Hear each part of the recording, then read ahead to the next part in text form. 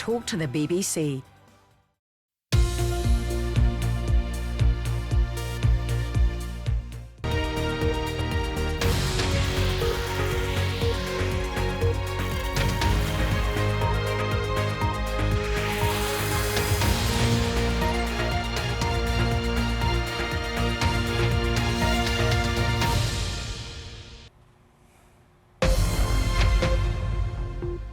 I'm Laura Trevelyan in Washington, and this is BBC World News America. A united front from the presidents of the US and France over Ukraine. The start of a state visit to Washington, President Macron calls for France and the US to be brothers in arms once more as war returns to Europe. Cet esprit de fraternité. This spirit of fraternity must enable us to build an agenda of ambition and hope, as our two countries share the same faith. A series of letter bombs in Spain, apparently linked to the war in Ukraine, target the Spanish Prime Minister and the US Embassy. The royal visit to Boston is overshadowed by the race row enveloping Buckingham Palace as the woman at the centre of it all speaks out.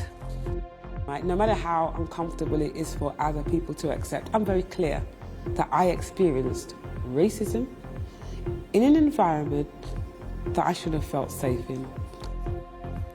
And history is made in Qatar as an all-female referee team take charge for the first time in a men's World Cup match.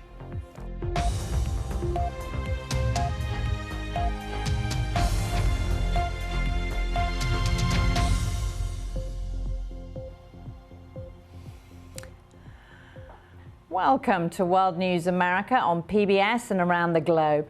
We begin tonight here in Washington with the state visit of President Emmanuel Macron of France, the first President Biden has hosted. The day began with a 21-gun salute for the French leader, and it will end with caviar and a state dinner. President Macron says France and the US must become brothers in arms once more, given the return of war to Europe.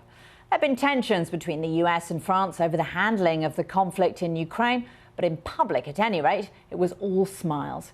Let's go to the White House now and speak to our Washington correspondent, Barbara Plett-Usher. She's been following the visit. And Barbara, just tell us more. The two leaders really seemed at pains, didn't they, after a 3-hour visit to show that they're unified over Ukraine?